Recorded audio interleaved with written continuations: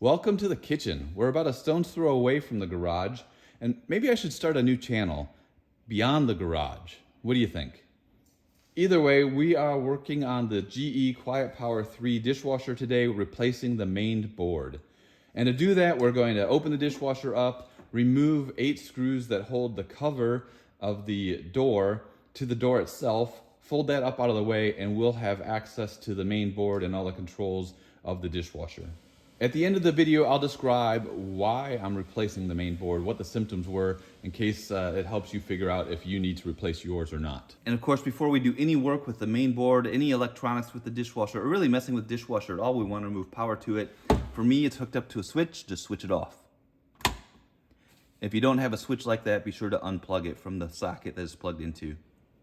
So the main board is located in 2 places. There's 2 pieces to it with this wire harness going between them. You've got the upper board, which has got all your buttons that you push, and then the lower board is where all the brains of it are. To get access to the lower board, for me, there's this protective shield over it, so just lift up the tape and I can fold this out of the way. And here's the lower board, and then there's just this little water deflector here that covers up the top board.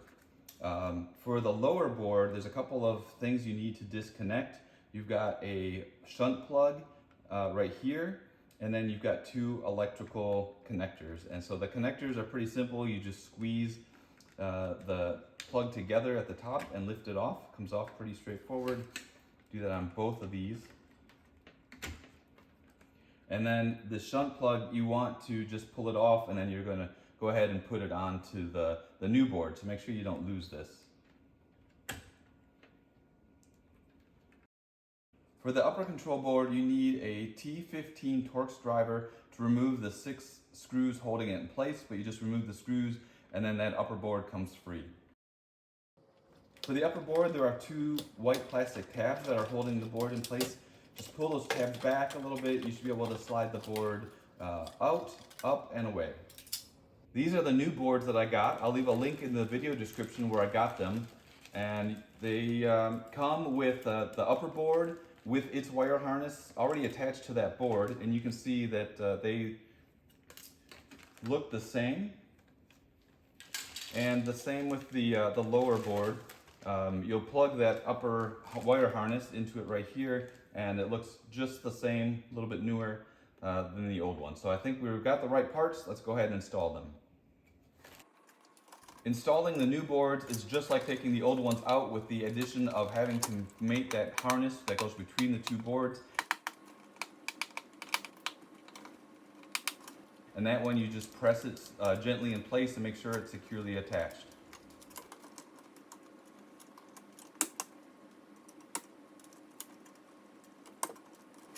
With the boards installed, we can go ahead and close up the metal cover over top of the bottom board, put the dishwasher back together, and test it out.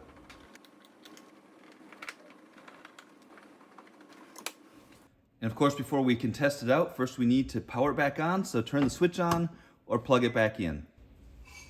With the power turned on, the dishwasher lights up, and that's a good sign. So I'll just set it up to do a quick rinse, make sure everything works, and we should be good to go with the main board completely replaced and everything's running.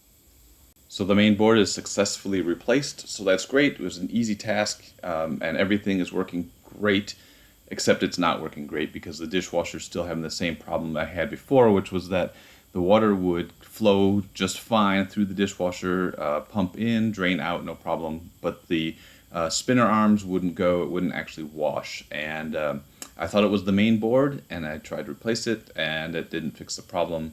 So it turned out that the motor and the pump that actually pushes the water into the spray arms was locked up, and I had to get underneath the dishwasher and just spin the rotor on the pump to free it up, and then everything started to work just fine. So I didn't really need to replace the main board, but it was a really simple task, and I'm glad I could show you how to do it. So hopefully this video is helpful. Leave a thumbs up, comments, questions if you have any. Links for everything I did are in the video description, and hopefully the video is helpful. Until the next video, y'all take care and have a good one.